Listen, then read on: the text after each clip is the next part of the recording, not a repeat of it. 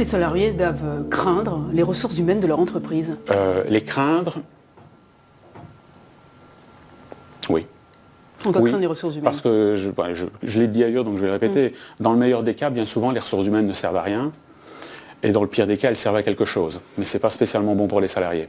Les RH ne sont pas là pour protéger les salariés, mais pour protéger l'entreprise. Pour qu'il n'y ait pas de troubles dans l'entreprise, ni de poursuites à son encontre. Et il y a plusieurs manières dont les services RH peuvent vous nuire en tant que salarié. La première, c'est dès la signature du contrat, en vous faisant signer des clauses abusives. Vous venez d'accepter une offre d'emploi, c'est super, vous êtes content, mais est-ce que vous avez vraiment lu votre contrat de travail? Parce qu'il y a certaines entreprises qui insèrent des clauses abusives qui peuvent être cachées dans le contrat. La clause de non-concurrence, la clause de confidentialité, ou encore des restrictions de mobilité qui peuvent vous empêcher de travailler ailleurs ou qui peuvent vous empêcher de raconter ce que vous avez vu. Alors que souvent, on signe son contrat sans même se poser de questions. Par exemple, vous avez signé votre contrat sans lire cette phrase qui dit que vous ne pouvez pas travailler pour une entreprise concurrente dans un rayon de 200 km pendant 2 ans. Et maintenant, vous galérez à trouver un boulot après votre départ. Donc mon conseil, c'est que les RH savent très bien ce qu'ils mettent dans votre contrat. C'est leur jeu, pas le vôtre.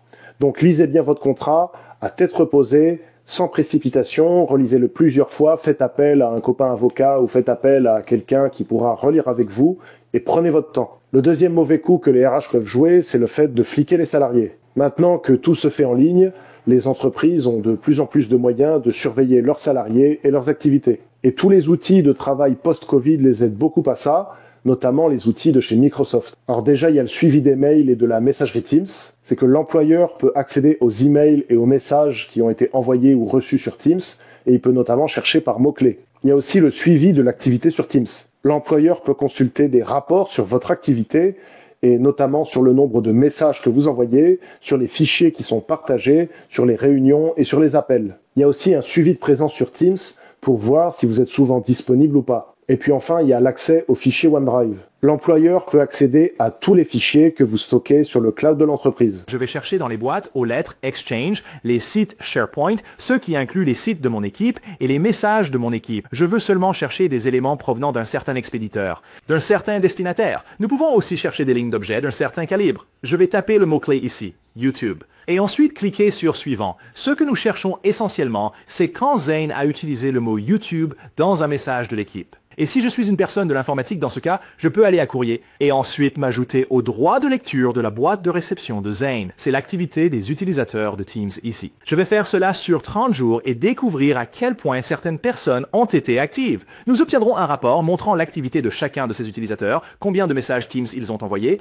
combien de fichiers ils ont envoyés, combien de réunions ils ont eues, combien de minutes, combien d'appels téléphoniques, toutes ces informations, y compris la date de la dernière activité. Bon, ça, vous me direz, c'est la direction ou c'est le service informatique, et c'est pas forcément les ressources humaines. Mais les RH ont une autre source d'information, ce sont les CVTech et LinkedIn. Alors il y a des services RH qui achètent l'accès à des bases de données, notamment à des CVTech comme celle de l'APEC.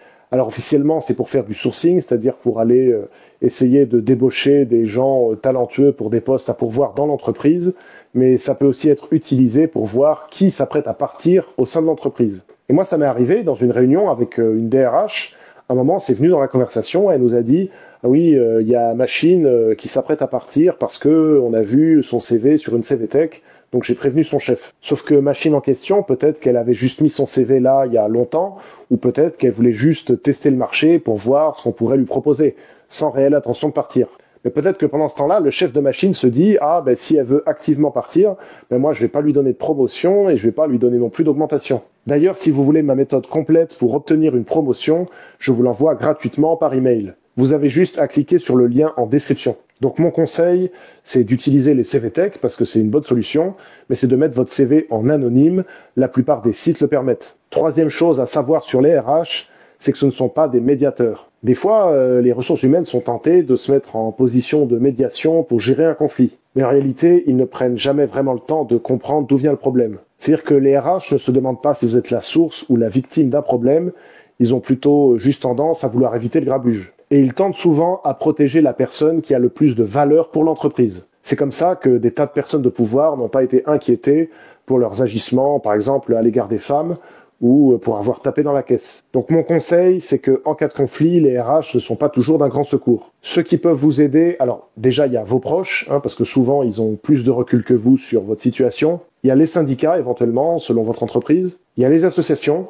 Si par exemple vous avez été discriminé à cause de votre origine ou à cause d'un handicap, il y a des associations qui sont spécialisées sur ces questions-là. Et puis sinon, si carrément c'est grave, il y a la police. Mais ça peut quand même valoir la peine d'alerter les ressources humaines, et pour une raison bien précise. C'est que dans un conflit, le premier qui se plaint gagne parce qu'il force l'autre à se justifier. Parce que se plaindre, ça incite un petit peu l'idée quand même que l'autre personne s'est mal comportée.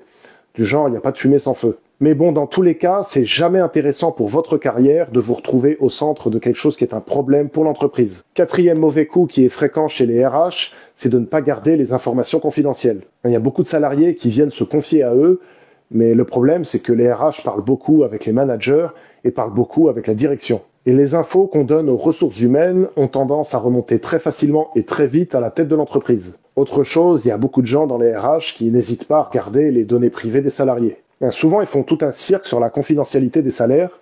Moi, je me rappelle, par exemple, une fois, j'étais allé dans le bureau d'une RH pour lui poser une question sur mon salaire. Et elle était sur son ordi, je pouvais pas voir son écran, vraiment, son écran était comme ça, elle lisait son écran comme ça. Moi, j'étais là, et à un moment, elle s'arrête et elle me dit « Retournez-vous ».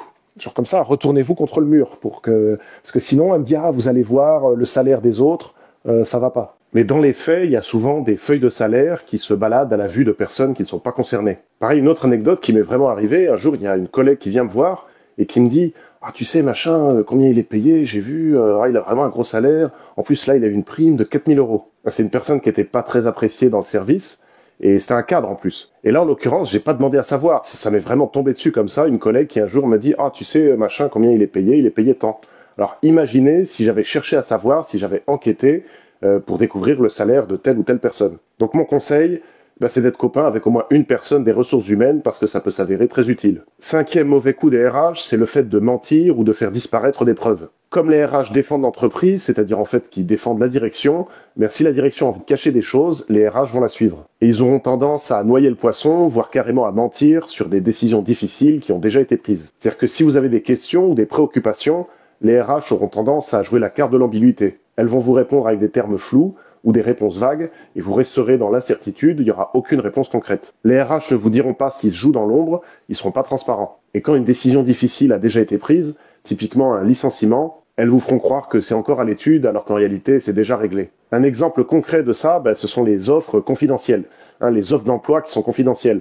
Vous savez, vous arrivez sur une annonce, une fiche de poste, et il n'y a pas le nom de l'entreprise. Il y a marqué un truc du genre oui, notre client souhaite rester confidentiel, c'est une grande entreprise du secteur de l'agroalimentaire. Alors pourquoi passer une offre confidentielle? Il y a deux raisons. La première raison, c'est le salaire. C'est qu'on veut pas que les salariés qui sont déjà présents dans l'entreprise connaissent le salaire. Ça, c'est quelque chose qui m'est arrivé. Par exemple, je postulais sur un poste et il y avait une fiche de poste sur le site de l'entreprise qui n'affichait pas de salaire. Par contre, la fiche de poste qui était sur un site genre Indeed ou l'APEC, elle, affichait le salaire en bas. Et la deuxième raison pour laquelle une entreprise voudrait passer une offre confidentielle, c'est parce que la personne qui occupe le poste actuellement va être licenciée et elle ne le sait pas. Donc mon conseil, gardez à l'esprit que les RH n'ont aucune obligation légale de vous dire la vérité. Ce ne sont pas des huissiers, ce ne sont pas des avocats, ce ne sont pas des policiers. Donc gardez toujours un petit doute sur leurs paroles qui n'engagent à rien. Sixième piège à déjouer, c'est que les ressources humaines peuvent chercher des preuves écrites. Donc ça, c'est arrivé à un copain qui travaille dans un secteur en tension et dont l'entreprise a la volonté plus ou moins directe de faire partir des gens. Alors un jour, pour une raison quelconque, il arrive en retard au boulot, il a 20 minutes de retard, et quand il arrive, il s'aperçoit qu'il y a une personne des RH qui vient le voir avec un papier et qui lui dit « Oui, écoute, là, t'es arrivé en retard, donc tu vas me signer un papier comme quoi t'es arrivé en retard. » Alors lui, il comprend pas, il dit « Comment ça ?» Il dit « Non, mais c'est rien, tu dis juste que t'es arrivé en retard, que t'as eu 20 minutes de retard et tu signes en bas. » Quelques semaines après, il a un petit accrochage avec un collègue, mais rien d'extraordinaire, c'est assez courant. Et là, pareil, quelqu'un vient le voir et va lui dire « Tiens, tu peux me signer un papier comme quoi tu t'es engueulé avec un tel, tu signes et puis c'est tout, ça n'engage à rien. » Et au bout d'un moment, il s'est rendu compte que son entreprise cherchait de plus en plus à lui faire signer des choses, et des choses qui sont toujours en sa défaveur. Et en fait, ce qui se passait, c'est que son entreprise était en train d'agir comme un avocat à charge, et de chercher des prétextes au licenciement. On n'a pas besoin d'inventer parce que il y a aujourd'hui dans les entreprises tellement de procédures, tellement de règles à respecter qu'à partir du moment où on a décidé que quelqu'un devait partir, pour des tas de raisons d'ailleurs, en général pas très bonnes, on trouve très facilement un prétexte, qui bien entendu est minime la plupart du temps, mais que l'on va monter en épingle. Comme quoi par exemple? Des retards, C'est ce que je disais. un mail qui a été envoyé à une personne qui n'était pas forcément censée le recevoir. Ça peut être le prétexte pour bien le sûr. point de départ pour Ah un oui, licenciement. bien sûr.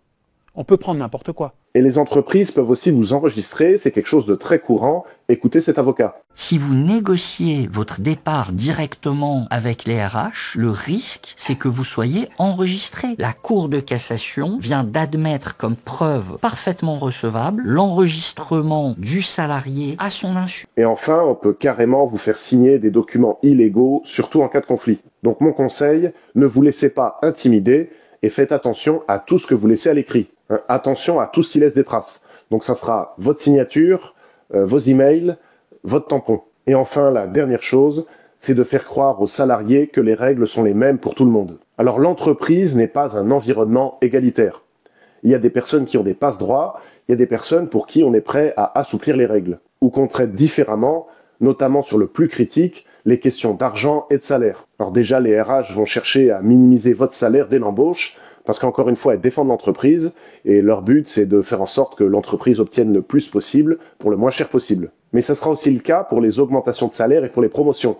On va vous enfumer avec des trucs du genre « oui, mais ici, il y a des grilles, oui, mais il y a des procédures, il faut faire un certain nombre de choses, et puis ici, ça prend 7 ans pour avoir tel degré d'ancienneté, blablabla. » Mais en réalité, quasiment tout peut se négocier. C'est une question de méthode, de savoir sur quel bouton appuyer et quels arguments utiliser. Et si vous voulez une méthode pour obtenir une augmentation, je vous en ai conçu une. Cliquez sur le lien en description, vous aurez la méthode complète pour décrocher une augmentation de salaire. Je vous l'envoie gratuitement, cliquez sur le lien en description.